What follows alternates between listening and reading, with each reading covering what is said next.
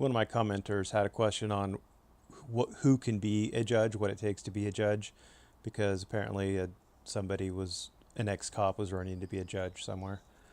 And it really depends on what kind of judge position you're talking about. If you're talking about becoming a federal judge, or like U.S. Supreme Court, District Court, Federal Court of Appeals, then you have to be nominated by the president, confirmed by the Senate.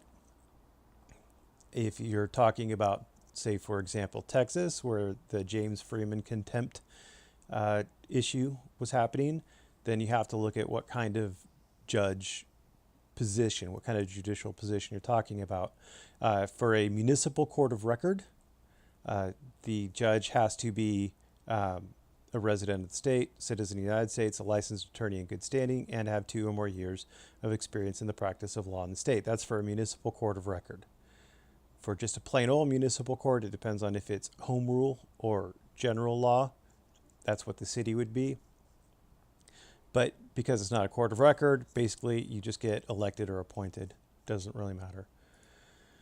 As far as the justice courts, it's not a whole lot of requirements. You just have to get elected, and you have to have ongoing education. So within the first year, you have to do an 80-hour course in the performance of your duties. Over each following year, another 20-hour course, blah, blah, blah. And the courses have to be completed in accredited state-supported school of higher education. So you don't have to know a dang thing to be elected as into a justice court. And that'd be like justice of the peace, things like that. Okay, so constitutional county courts. These are another elected position. Constitutional county courts, there is no statutory requirement for anything. So, but each county can make different changes. So if you'll notice, each county has their own little caveats and changes and whatnots. Each county has their own little sections of changes. As far as the statutory county courts, these have a lot of precedence over the constitutional county courts. You have to, again, be at least 25 years of age, a U.S. citizen, and you have to be a licensed attorney who's practiced law for 4 years. So, little higher qualifications. It can hear questions of law that have either a higher fine associated with them, or a higher amount in controversy, or these can do higher levels of misdemeanor. Then you've got the district courts. I don't know what I'm searching for here. I don't know what that's about. District courts and the appellate courts and the Supreme Court are all talked about in the Texas Constitution.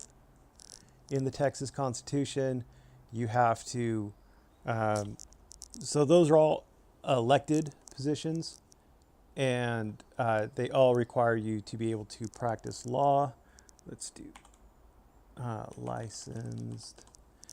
Yeah, so no person shall be eligible to serve in the office of Chief Justice or Justice of the Supreme Court unless a person is licensed to practice law in the state and is at the time of election a citizen of the United States and of the state, and has attained the age of 35 years and has been a practicing lawyer or a lawyer and judge of a court of record altogether for at least 10 years.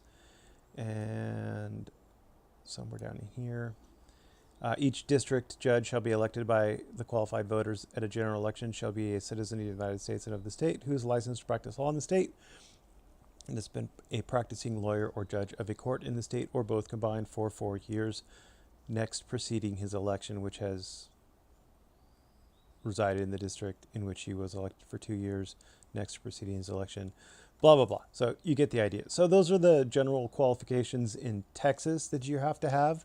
So it totally depends on what court you're in. In California, they've done some changes.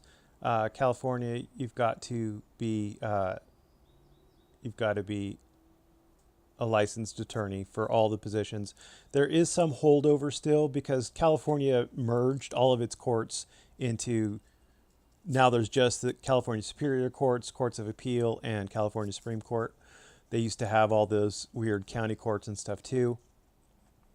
but they smashed everything together. Now every new judge has to be a licensed practicing attorney. They still may have some older judges because prior to 1998, if you'd been a sitting judge for 10 years, so if you started being a judge in 1988, then you could, even if you weren't a licensed attorney, you could maintain your judgeship. So, um, nowadays that's what, 30 years. So if somebody who's been a judge for 30 plus years could still theoretically not be a licensed attorney. But a lot of this stuff, like all the there was a point in time where not everybody who practiced law went to law school.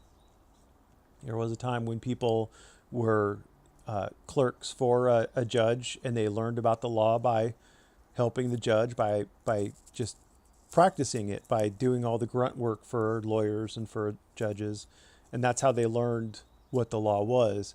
It's a fairly recent kind of codification that requires attorneys to actually have, law school.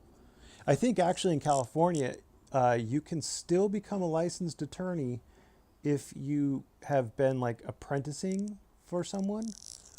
I believe they still have that ability in there, but you don't see it. You just don't see it. So that's how you become a judge. I hope that was helpful, and have a great day.